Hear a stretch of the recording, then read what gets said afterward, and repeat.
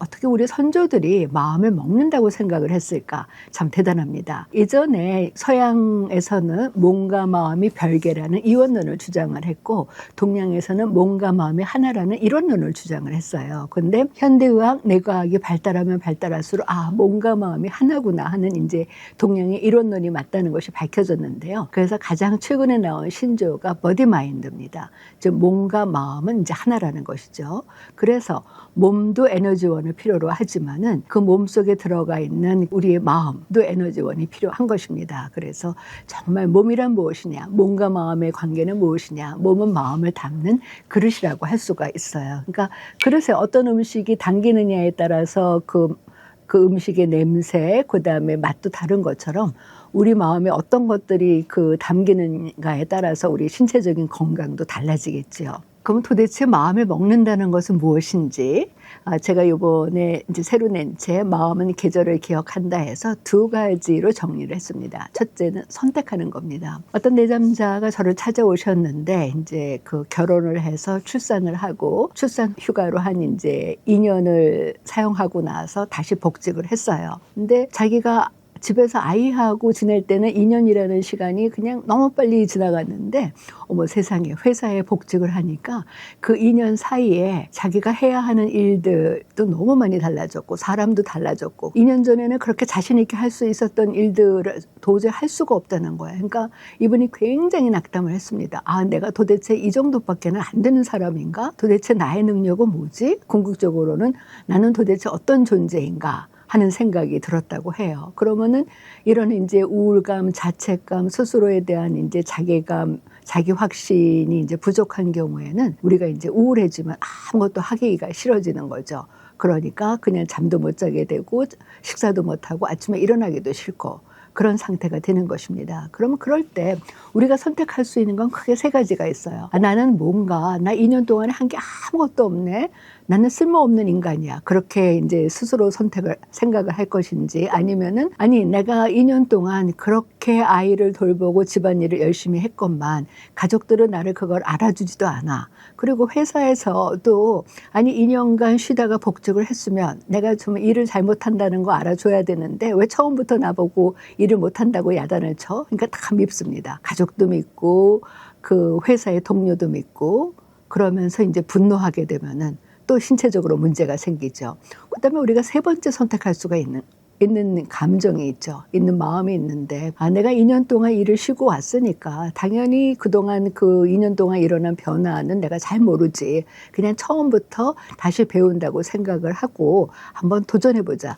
이 세 마음 중에서 어떤 것을 선택하느냐에 따라서 우리의 몸과 마음이 다 달라지는 것이죠. 그리고 두 번째는 뭐냐면은 선택을 할 때 무엇을 선택하냐는 것이죠. 우리가 이제 스트레스가 쌓일 때 사실 무엇을 먹을지 우리는 이제 선택할 수가 있죠. 매운 떡볶이를 먹을 것인지 아니면은 스트레스가 쌓이니까 더 몸에 좋은 야채와 채소, 과일을 먹을 것인지 선택할 수 있는 것처럼 우리가 힘들 때 어떤 감정을 선택하느냐. 건강하지 않은 것보다는 건강한 것을 선택하는 것. 그것이 이제 두 번째 마음을 먹는 것입니다. 제가 내담자들한테 말씀드리는 게 있어요. 정신과에서 부정적인 감정은 삼형제라고 말씀을 드려요. 우리가 불안하면은요, 우울해지면 불안해지고, 그러면은 화가 납니다. 그러니까 불안, 우울, 분노는 이제 같이 가게 되는 것이죠. 그러니까 스트레스가 쌓였을 때 단짠 음식을 먹으면은 그때는 기분이 좋지만, 그 다음에 이제 소화도 안 되고,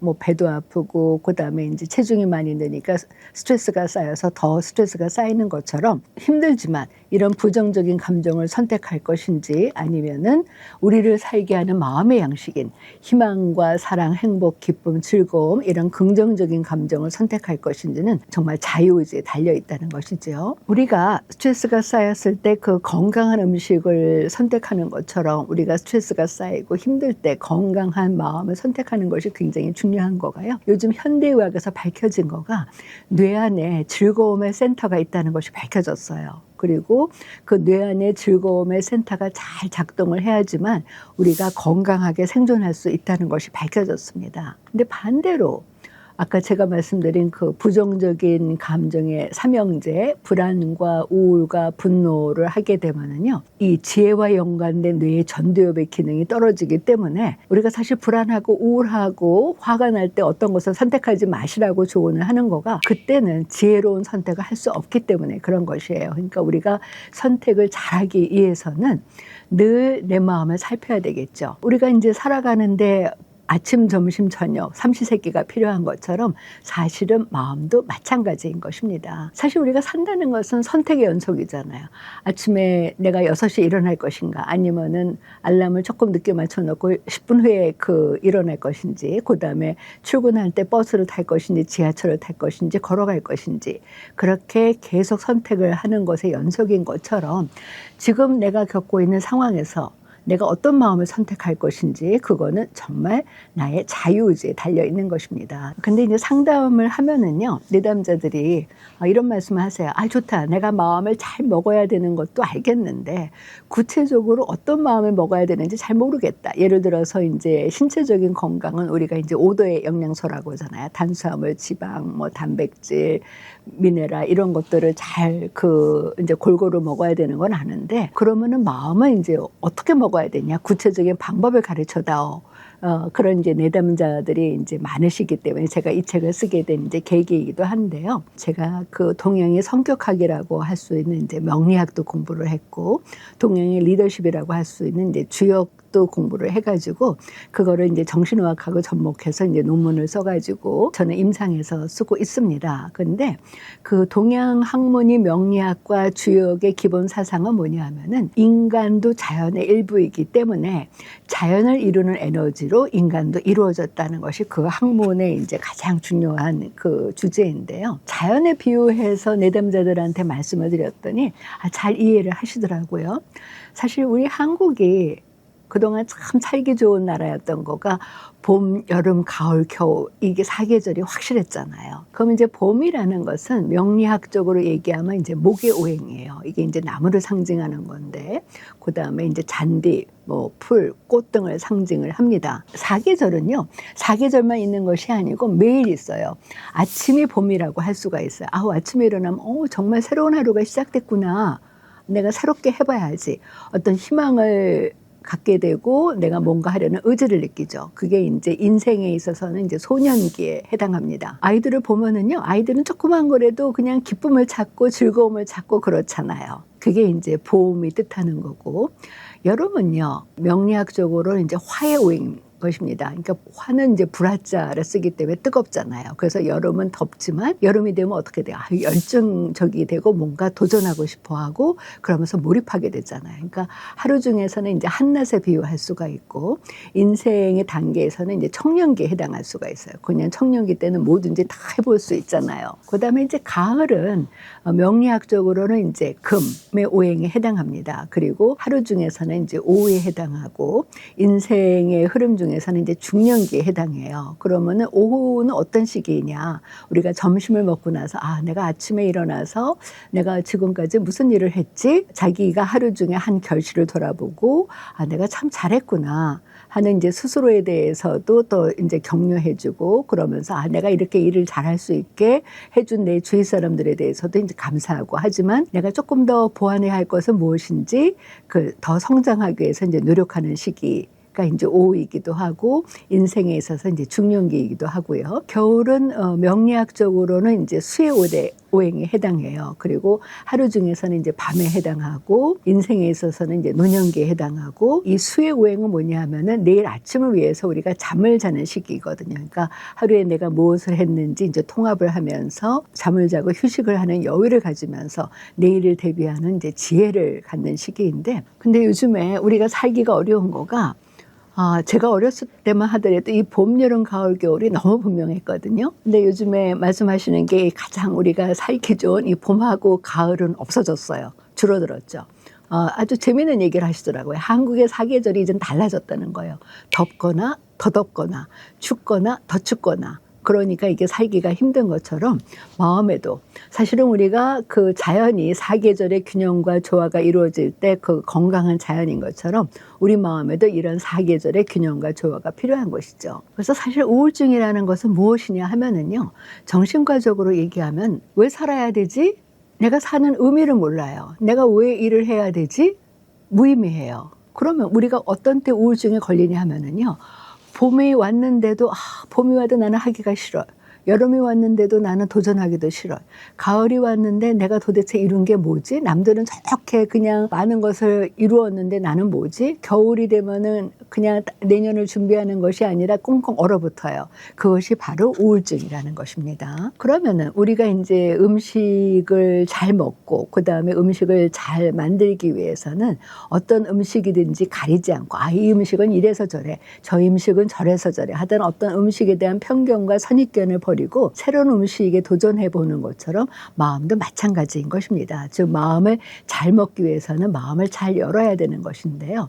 그러면 마음을 연다는 것은 무엇이냐? 우리가 그 어린아이를 키울 때 가장 아이들하고 싸우는 거가 이제 아이들은 야채 이런 거를 먹기 싫어하니까 이제 그것을 먹이면서 편식하지 말라고 하는 거잖아요. 그러니까 건강하게 잘 먹기 위해서는 이제 편식을 해서는 안 되는 것처럼 마음도 마찬가지인 것입니다.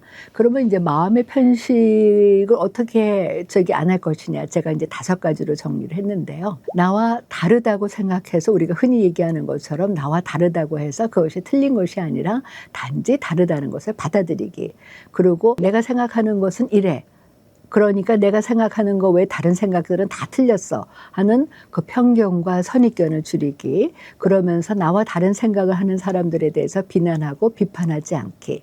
그리고 늘 새롭게 배우기, 흑백 논리에서 벗어나기, 이 5가지를 마음을 연다는 것으로 이제 말씀을 드리는데요. 제가 이제 명리학을 공부했다고 하니까 많은 분들이 저한테 질문하시는 게, 그럼 나하고 똑같은 생년월일시를 가진 사람을 만날 확률이 얼마나 되냐? 그럼 나하고 똑같은 생년월일시를 가진 사람은 나하고 운명도 같냐? 그래서 제가 이제 우리나라에서 그 자칭 수학을 잘 하신다는 분하고 같이 계산해 봤습니다. 나하고 똑같은 생년월일시를 가진 사람을 만날 확률. 그랬더니 그게 2,592만 명 중에 1명이에요. 그러면 지금 한국의 인구가 5,500만 명인데 그러면 살면서 1명 내지 2명을 만나죠. 그런데 잘 아시다시피 같은 과일도 서울에서 재배했느냐 제주도에서 재배했느냐에 따라서 그 맛이 다르죠.